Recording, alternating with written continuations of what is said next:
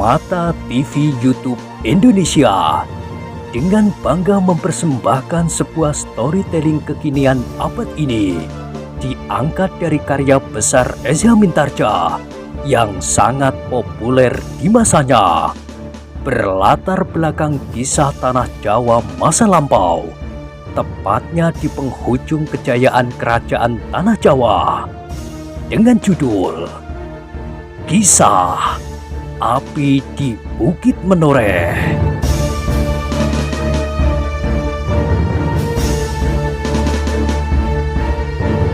Pada kesempatan yang sangat baik ini, kita masuk pada episode yang ke-217.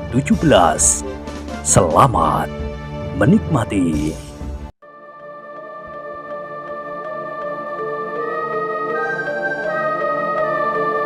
Pada episode sebelumnya telah diceritakan, urat-urat yang seolah-olah menjalar di kening Argojoyo itu masih menegang. Tetapi penjelasan Ki Tambak-Wedi itu ternyata agak mengendorkannya. Ia dapat mengerti beberapa bagian dari keterangan itu, meskipun masih ada beberapa masalah yang tidak dapat ditangkapnya. Namun dengan demikian, maka getar di dadanya menjadi semakin turun. Perlahan-lahan ia berpaling. Dipandanginya wajah si Danti dengan tajamnya, seolah-olah ia ingin bertanya, bagaimanakah tanggapan anak muda itu atas keterangan gurunya. Tetapi si Danti sama sekali tidak dapat memberikan tanggapan apapun. Justru ia menjadi bingung. Ia dengan tiba-tiba telah dicekam oleh perasaan kecewa ketika gurunya mengatakan bahwa tidak ada orang lain yang dapat ikut berbicara selain Argopati dan Ki Tambak-Wedi. Namun keterangan gurunya itu masuk pula di dalam akalnya. Adalah wajar bahwa persoalan itu semata-mata adalah persoalan Argopati dan Ki Tambak-Wedi. Seperti pada saat Argopati menyerahkannya kepada Ki Tambak-Wedi, tidak ada seorang pun yang ikut mencampurinya. Tidak ada seorang pun yang membantu salah satu pihak untuk meyakinkan pihak yang lain. Dan lebih dari itu, tidak seorang pun yang tahu apakah yang sebenarnya telah mereka bicarakan dalam penyerahan itu.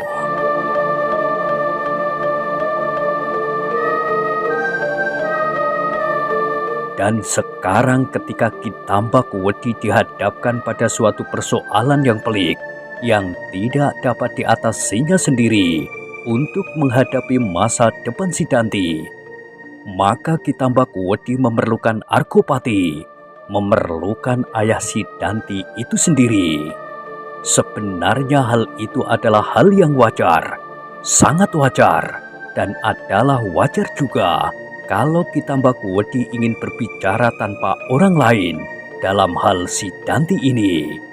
Tetapi persoalan yang sekarang dihadapi oleh Ki Tambak-Wedi bukan sekedar persoalan si Danti pribadi, bukan soal kegagalan si Danti dalam usahanya menuntut ilmu dari perguruan Tambak-Wedi, bukan sekedar persoalan si Danti yang malas dan tidak mempunyai ketekunan dalam usahanya menuntut ilmu. Tidak, justru si Danti adalah seorang murid yang baik, yang tekun dan dapat dibanggakan oleh gurunya. Namun kegagalan si Danti kali ini adalah kegagalannya dalam percaturan pergeseran pimpinan pemerintahan, meskipun hanya dalam satu segi, persoalan yang menyangkut perselisihan antara Pajang dan Jipang, antara Jipang dan Tambak-Wedi, dan kemudian antara Pajang melawan Jipang dan Tambak-Wedi bersama-sama. Persoalannya kemudian pasti akan menyangkut nama si Danti sebagai seorang putra menoreh dalam hubungannya keluar, bukan sekedar masalah pribadinya yang gagal dalam ilmunya.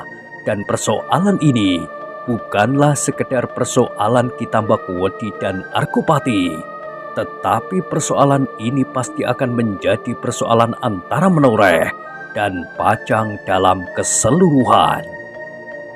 Meskipun demikian, Argojoyo dan Sidanti merasa bahwa mereka tidak akan dapat memaksa Ki Tambakawedi untuk membawa mereka dalam pembicaraan sebelum Ki Tambakawedi menganggap bahwa persoalan salah paham telah dapat dilaluinya. Dengan demikian maka Argojoyo dan Sidanti tidak berusaha untuk mendesak orang tua itu. Namun mereka tidak dapat melepaskan keinginan mereka untuk mendengar dan ikut berbicara dalam masalah itu. "Baiklah, aku bersabar," berkata Argojoyo di dalam hatinya. Apabila persoalannya telah menyangkut masalah menoreh dan pajak, maka Kakang Argopati pasti akan memanggil aku. Dan Sidanti pun agaknya berpikir demikian pula. Apabila datang waktunya, ayah pasti akan memanggil aku, dan aku akan dapat membakarnya untuk menyatakan perang terbuka melawan Pajang yang memang masih kisruh. Tetapi Sidanti tidak mengatakannya. Ia mengharap agar gurunya segera menemui ayahnya dan berbicara tentang persoalannya dengan sungguh-sungguh, tidak lagi sambil bergurau, membuat cerita khayal yang menjemukan dan menyesakkan nafas. Sejenak mereka bertiga saling berdiam diri, masing-masing dengan angan-angan sendiri. Namun ketika sekali-sekali Argojoyo mencoba memandang wajah Ki Tambakawedi, maka ia merasakan suatu kegelisahan yang sangat pada orang tua itu. Baru sesaat kemudian, orang tua itu berdiri sambil berkata, "Aku akan pergi ke sumur sebentar. Nah, temuilah ayahmu itu, Sidanti." Sidanti mengerutkan keningnya dan ia mendengar gurunya berkata, "Tetapi jangan berkata apapun tentang dirimu yang sebenarnya. Sudah aku katakan, aku sendirilah yang akan mengatakannya." Sidanti menjadi ragu-ragu sehingga ia bertanya, "Lalu apakah yang dapat aku katakan kepada ayah? Apakah yang telah guru bicarakan sebelum ini?" Ki Tambakawedi mengerutkan keningnya, kemudian perlahan-lahan ia mengangguk. "Iya, aku telah bercerita tentang daerah yang belum pernah kau lihat."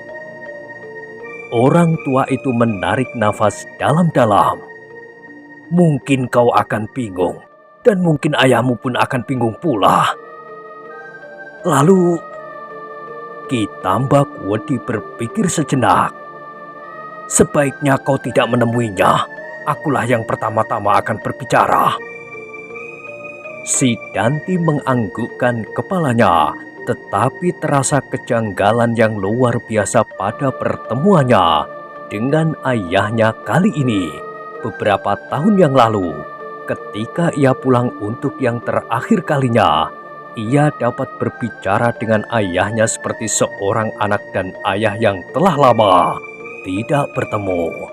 Tetapi kali ini, ia merasa seperti seseorang yang sedang bersembunyi di dalam rumah ini, menghindari pertemuan dengan orang-orang lain, bahkan dengan ayahnya sendiri. "Ayah pasti menunggu aku di pendopo," desisnya. "Mungkin, tetapi sebaiknya kau tetap berada di dalam bilikmu. Kau dapat membuat alasan apa saja tentang dirimu. Mungkin kepalamu lagi pening, atau kau terlampau lelah dan ingin beristirahat sejenak." Sidanti mengangguk kosong, sedang Argojoyo berjalan hilir mudik di dalam bilik itu. "Aku akan segera selesai dan aku segera menemui ayahmu." Sidanti tidak menjawab. Dibiarkannya, gurunya melangkah meninggalkannya di dalam bilik itu bersama pamannya. "Sulit," desis anak muda itu. "Hanya sementara. Kenapa kau menjadi sangat terganggu karenanya?" bertanya Argojoyo. Tetapi kata-kata itu ditujukan kepada dirinya sendiri pula. "Iya, tetapi yang sementara ini benar-benar telah menyiksaku," berkata Sidanti. "Sebentar lagi, Ki Tambakawedi telah selesai, ia akan segera menemui ayahmu. Ya Paman, tetapi bagaimana dengan aku sekarang? Apakah aku akan tetap berada di dalam bilik yang pepat ini? Argojoyo menarik nafas dalam-dalam, kemudian jawabnya, "Tidak mengapa Sidanti, hanya sebentar." Dadaku serasa sesak Paman, dan kepalaku benar-benar menjadi pening. Dahi Argojoyo berkerut, namun kemudian ia tersenyum hambar. "Kau terlampau tergesa-gesa, bersabarlah sedikit." Sidanti kemudian membanting dirinya di pembaringannya. Beberapa kali ia berdesah. Waktu yang pendek itu terasa terlampau panjang baginya. Sedang Argojoyo yang duduk di sampingnya pun sebenarnya telah dibakar oleh kegelisahannya pula. Tetapi ia masih mencoba untuk menahan diri. Sidanti terlonjak ketika ia mendengar pintu bilik itu berderit. Dilihatnya Pandanwangi telah berada di luar biliknya di depan pintu.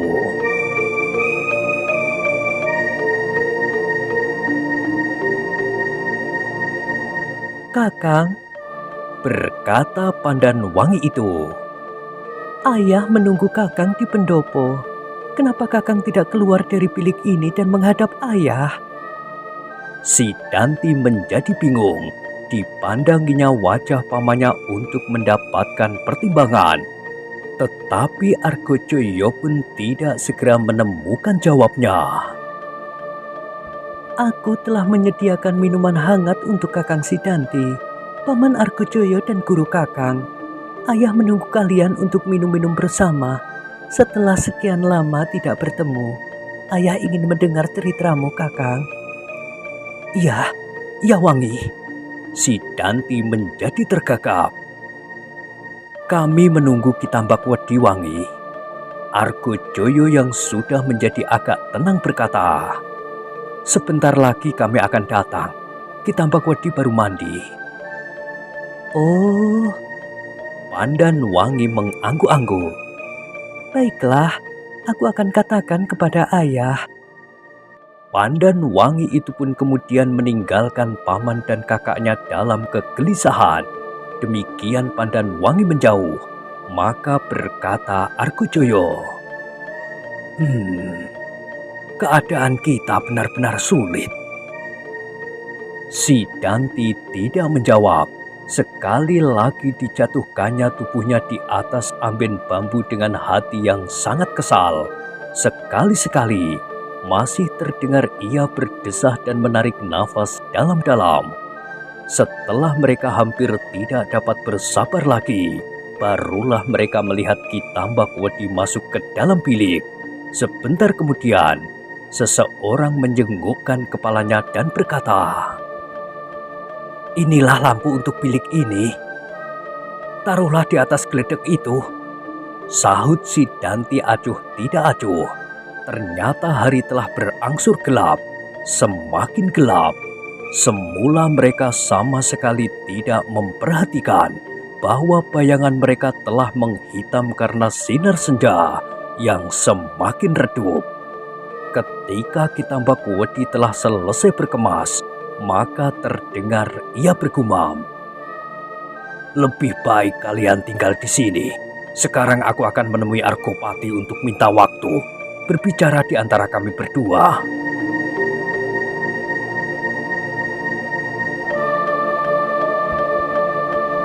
Sidanti dan Argojoyo saling berpandangan untuk sesaat, tetapi tidak ada pilihan lain daripada menganggukkan kepala mereka dan menjawab, "Baiklah, kami akan menunggu di sini."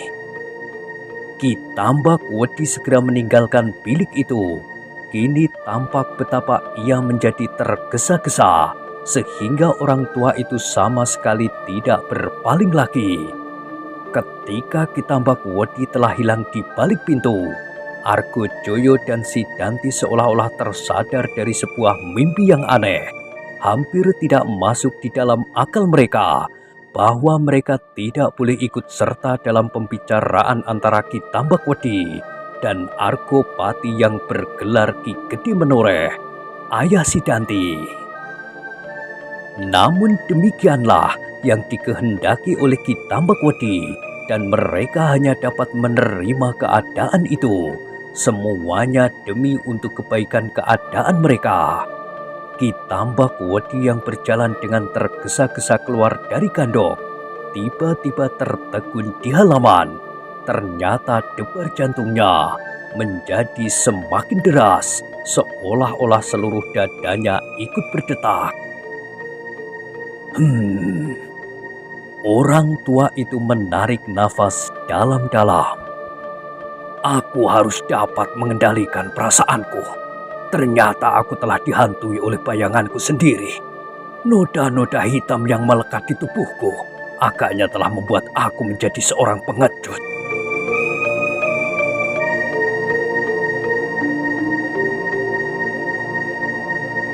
Ki Tambakwedi mencoba mententeramkan hatinya. Dipandanginya pintu peringgitan yang masih terbuka. Sinar lampu yang kemerah-merahan berloncatan jatuh di atas lantai pendopo yang redup oleh sinar pelita yang remang-remang. Di sana Argopati menunggu aku, Sidanti dan Argojoyo. Orang tua itu berdesis. Tetapi keraguan-raguan yang sangat telah mencekam hatinya itu, hampir-hampir ia mengurungkan niatnya untuk bertemu dengan Argopati berdua. Tumbuhlah hasrat di dalam hatinya untuk berbuat licik, mengajak Sidanti dan Argojoyo untuk bersama-sama berbicara dengan Argopati, meneruskan cerita mereka yang menjemukan itu. Tidak. Tiba-tiba Ki Tambakwedi itu menggertakkan giginya. Dengan demikian, persoalan ini tidak akan selesai. Aku harus berkata seperti apa yang terjadi. Aku harus mengatakan kepada Argopati tentang keadaan Sidanti seperti yang benar-benar dialaminya. Apapun tanggapan Argopati, tetapi aku harus berterus terang. Ki Tambakwedi itu menggeram. Kemudian dibulatkannya hatinya untuk berhadapan dengan Argopati dan mengatakan tentang keadaan Sidanti itu, mengatakan tentang dendam yang menyala di dada anak itu, serta sakit hati yang hampir-hampir tidak tertahankan.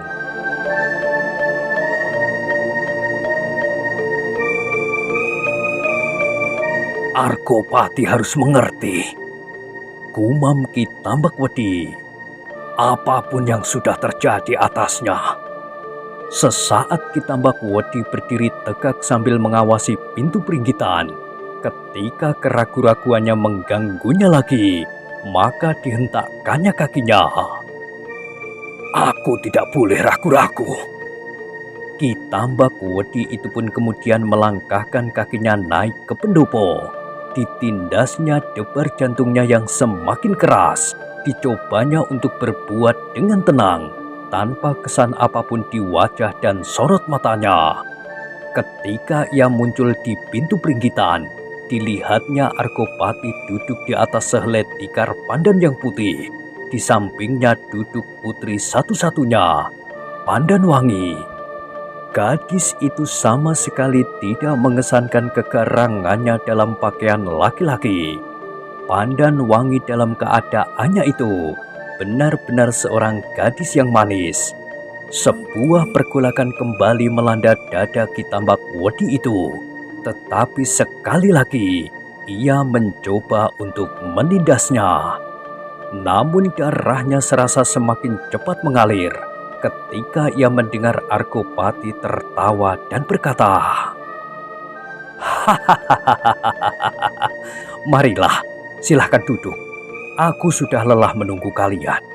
Marilah, kita dapat berbicara semalam suntuk. Kalian dapat bercerita apapun juga. Marilah." Ki Tambakwedi melangkah masuk dan dilihatnya Argopati itu mengerutkan keningnya. Di mana Sidanti dan Argojoyo? Kenapa ia tidak segera datang kemari? Pandanwangi sudah memanggilnya. Tetapi Argojoyo menjawab bahwa mereka menunggu kau, Ki Tambakwedi. Sebentar lagi mereka akan datang, jawab Ki Tambakwedi. Apalagi yang mereka tunggu? Biarlah kita berbicara apa saja. Aku sudah kangen mendengar si Danti bercerita. Sebentar lagi biarlah Pandan Wangi menyajikan makan kita. Lalu kita berbicara lagi semalam suntuk. Aku kira beberapa orang akan datang pula kemari untuk mendengarkan cerita si Danti yang telah lama tidak menginjakkan kakinya di kampung halamannya ini. Beberapa orang pemimpin tanah perdikan ini pasti akan kagum mendengar si Danti menceritakan peperangan yang dialaminya dan terbunuhnya Tohpati. Si Danti pasti akan memberikan banyak petunjuk dan pengalaman di dalam ceritanya bagi orang-orang tanah perdikan yang sepi ini. Ya, Arkopati, sebentar lagi ia akan datang. Apa yang dikerjakannya sekarang? Kepalanya terasa agak pening. Perjalanan hari ini serasa agak berat baginya karena teriknya matahari. Arkopati mengerutkan keningnya. Tanpa prasangka apapun ia bertanya, "Hei, kenapa kepala si Danti itu begitu cengeng? Bukankah ia telah mengalami perjalanan berhari-hari di dalam hujan dan terik matahari?" Dada Kitambak Wedi berdesir, namun ia berusaha untuk menjawab. "Tentu Arkopati, bukan hari inilah yang menentukan. Yang berhari-hari itu sedikit demi sedikit telah mempengaruhi kesehatan si Danti. Tetapi anak itu tidak mau melihat kenyataan bahwa perjalanan yang berhari-hari itu terlampau berat baginya.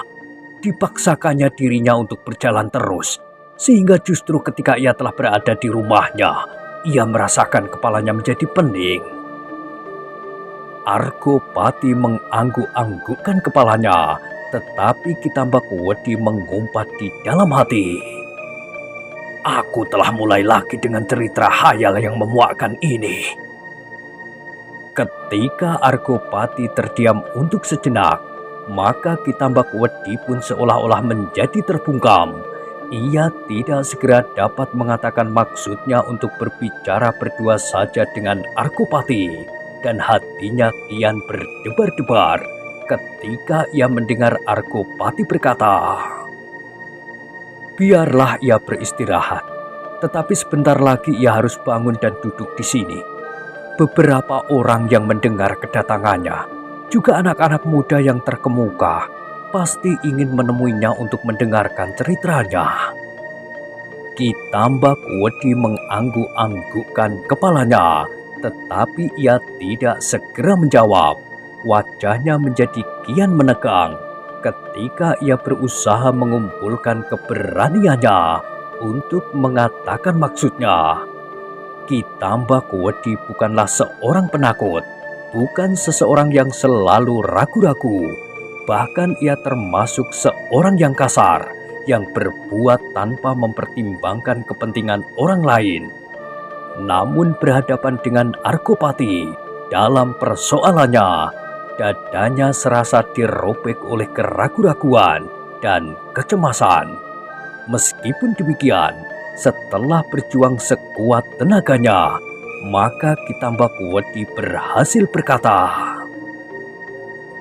"Arkopati, sebenarnya aku memang menahan si Danti sesaat di biliknya. Kecuali supaya ia beristirahat bersama pamannya, aku sengaja untuk mendapatkan kesempatan untuk berbicara denganmu berdua saja." Arkopati mengerutkan keningnya. "Apakah yang perlu kita bicarakan?" "Si Danti," jawab Kitambak Wedi. Arkopati tidak segera menjawab, tetapi tampaklah keningnya menjadi berkerut-merut. "Aku tidak mengerti maksudmu, Kitambak Wedi." Dada Kitambak Wedi bergetar sejenak, namun ia berhasil pula menjawab, "Maksudku sudah jelas, Arkopati. Aku ingin berbicara tanpa ada orang lain yang mendengarkannya." "Iya, tetapi maksud pembicaraan itu sama sekali tidak aku mengerti. Apakah ada gunanya kita berbicara berdua?" Arkopati berhenti sejenak, lalu katanya, "Kitambak Wedi, Aku kira sudah tidak ada masalah apapun yang perlu kita bicarakan berdua.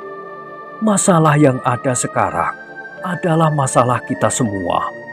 Masalah yang sampai saat ini masih membebani hidupku adalah masalah anak-anakku.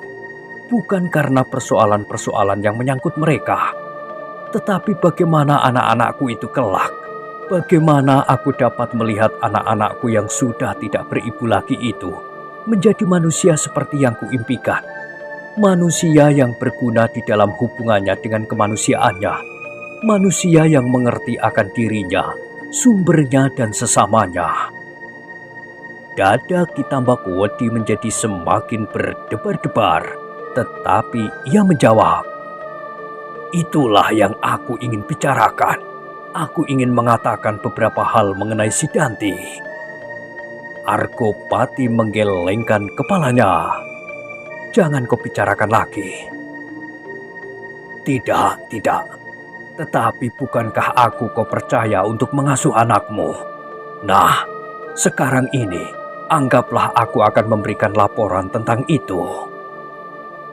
Aku akan sangat bersenang hati. Tetapi kenapa harus tidak ada orang lain yang boleh mendengarnya? Kitambak Wedi, biarlah orang-orang mendengar tentang hasil usahamu mengasuh anakku. Aku akan berbangga. Biarlah Pandanwangi, Sidanti dan Argojoyo mendengar. Kalau ada yang baik, biarlah kita tekankan untuk seterusnya dilakukan. Bila ada yang buruk, biarlah dihentikan untuk seterusnya pula. Kitambak Wedi menjadi semakin gelisah, tetapi sudah tentu tidak mungkin baginya untuk bersikap seperti Argopati. Setelah berpikir sejenak, ia pun berkata, "Argopati, mungkin ada soal yang orang lain tidak perlu mendengarnya. Kegagalan-kegagalan yang dialami Sidanti perlu kau ketahui dan kau perhatikan." "Aku akan mendengarkannya, Kitambak Wedi. Aku akan menaruh perhatian sepenuhnya atas semua persoalan." "Tetapi anak itu tidak perlu mendengarnya." Argopati menarik nafas dalam-dalam. Sekilas ia berpaling kepada putrinya yang duduk dengan gelisah mendengar pembicaraan ayahnya.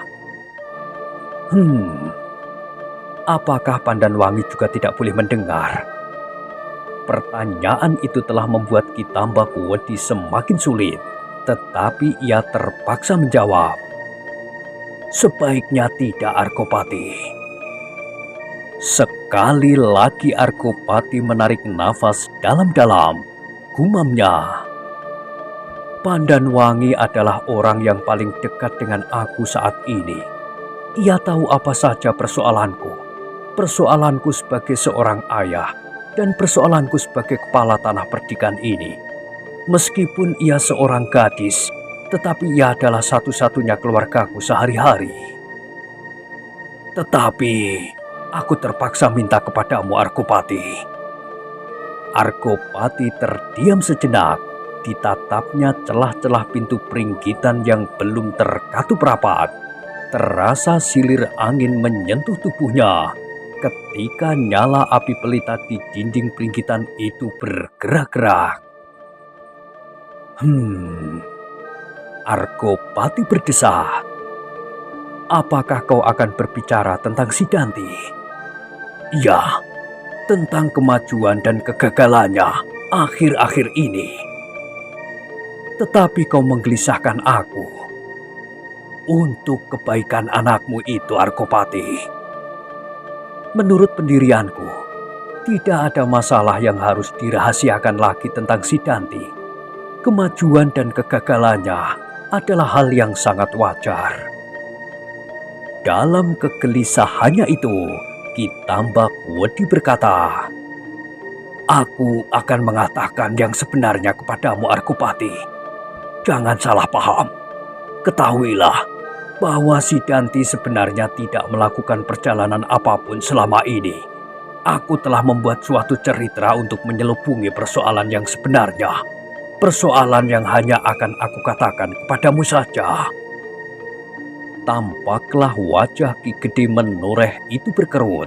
Ia terkejut mendengar pengakuan yang tiba-tiba itu. Ternyata bukan saja Ki Gede Menoreh, tetapi juga Pandanwangi terperanjat karenanya. Sehingga untuk sesaat ditatapnya wajah Ki Tambak-Wedi dengan mulut ternganga. Ki Tambak-Wedi melihat keheranan yang tersirat pada wajah-wajah itu. Wajah Ki Gede Menoreh dan wajah Pandanwangi. Dengan demikian maka debar di dadanya menjadi semakin tajam. Ki Tambak-Wedi, desis Arkopati. Sejenak kemudian, apakah aku tidak salah dengar bahwa sebenarnya si Danti sama sekali tidak pernah melakukan perjalanan seperti yang kau katakan? Ki Tambak-Wedi menganggukkan kepalanya. Iya, demikianlah. Arkopati menarik nafas panjang sekali. Wajahnya yang keras menjadi tegang. Namun ia mencoba untuk tidak terpengaruh oleh keadaan itu. Aku sungguh tidak mengerti, katanya kemudian. Agaknya kau masih juga senang bergurau, Ki Tambak-Wedi. Aku menanggapi cerita itu dengan bersungguh-sungguh. Ternyata kau hanya sekedar mengganggu kami orang-orang Menoreh. Aku terpaksa berkata demikian, Arkopati, sahut Ki Tambak-Wedi. Selanjutnya, aku ingin mengatakan yang sebenarnya. Aku minta kerelaanmu untuk memberi aku kesempatan berbicara. Kini bukan saja dada Ki Tambak-Wedi yang menjadi berdebar-debar, tetapi dada Arkopati pun menjadi berdebar-debar pula. Bahkan Arkopati itu tidak menyembunyikan perasaannya itu. Katanya, Ki Tambak-Wedi, aku menjadi berdebar-debar karenanya. Bahkan aku menjadi cemas dan gelisah. Apakah kau memang memerlukan sekali kesempatan itu? Iya, aku memerlukannya. Tampak kerut-merut di wajah Arkopati menjadi semakin dalam. Dipandanginya putrinya yang masih saja duduk di tempatnya dengan penuh pertanyaan tersimpan di dalam hatinya. Arkopati berdesah. Kau benar-benar membuat aku gelisah. Bagiku tidak ada lagi persoalan yang perlu dirahasiakan, Ki Tambak-Wedi. Kita sebaiknya berbicara dengan terbuka apa yang telah terjadi atas si Danti. Berilah aku kesempatan, Arkopati. Aku merasa bahwa tidak ada orang lain yang perlu mendengar keteranganku tentang apa yang telah terjadi atas si Danti, apalagi Pandanwangi. Kini Arkopati mengangguk-anggukkan kepalanya. Sekali lagi ia berpaling kepada putrinya dan perlahan-lahan ia berkata, Wangi, sebaiknya kau tinggalkan kami berdua, aku dan Ki Tambak-Wedi. Agaknya Ki Tambak-Wedi ingin mengatakan sesuatu tentang kakakmu si Danti, tetapi tidak seyogyanya kau ikut mendengarkannya. Keheranan masih saja memancar dari wajah gadis itu, tetapi ia tidak membantah. Segera ia beringsut dari tempatnya dan berkata, Baiklah ayah, aku akan pergi ke belakang, menyiapkan makan untuk ayah dan para tamu. Bagus, bagus Wangi, lakukanlah, kami akan segera makan. Pandanwangi itu segera meninggalkan peringgitan itu, tetapi sesuatu yang aneh telah menggelisahkannya. Ia sama sekali tidak mengerti kenapa Ki Tambak-Wedi ingin berbicara berdua saja dengan ayahnya. Sepeninggal Pandanwangi, wajah Arkopati menjadi semakin tegang. Ditatapnya saja wajah Ki Tambak-Wedi tanpa mengucapkan sepatah kata pun juga.